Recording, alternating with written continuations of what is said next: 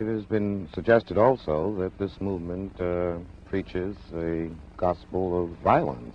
No, the black people in this country have been the victims of violence at the hands of the white man for 400 years. And following the ignorant Negro preachers, we have thought that it was godlike to turn the other cheek to the brute that was brutalizing us. And today, the Honorable Elijah Muhammad is showing black people in this country that just as the white man and every other person on this earth has God-given rights, natural rights, civil rights, any kind of rights that you can think of when it comes to defending himself, black people we should have the right to defend ourselves also.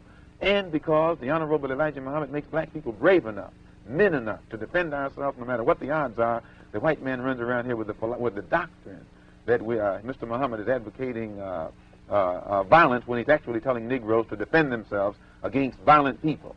I see. Well, Reverend Martin Luther King preaches a doctrine of nonviolent insistence upon the rights of the American Negro. What is your attitude toward this philosophy? The white man pays Reverend Martin Luther King, subsidizes Reverend Martin Luther King, so that Reverend Martin Luther King can continue to teach the Negroes to be defenseless. That's what you mean by nonviolent. Be defenseless. Be defenseless in the face of one of the most cruel beasts that has ever taken the people into captivity. That's this American white man.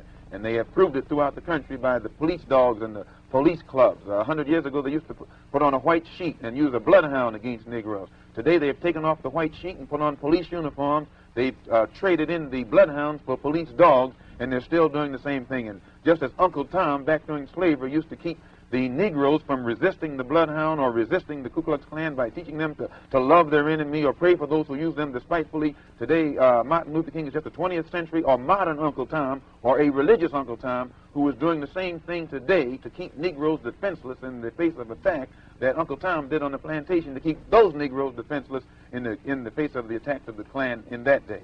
But the goal of Dr. King is full equality and full rights of citizenship for Negroes. The goal of Dr. Martin Luther King is to give Negroes a chance to sit in a segregated restaurant beside the same white man who had brutalized them for 400 years. The goal of Dr. Martin Luther King is to get Negroes to forgive the people who have brutalized them for 400 years by lulling them to sleep and making them forgetting what those whites have done to them. But the masses of black people in America today don't go for what Martin Luther King is putting down. As you said in one of your articles, it's psychologically insecure, or something of that sort. I forget how you put it. But you didn't endorse what Martin Luther King was doing yourself. I do not reject his goals of full integration and full equality rights for American citizens. Do you reject these goals? If you don't think that he's walking on the right road, I'm quite sure you don't agree that he'll get to the right place.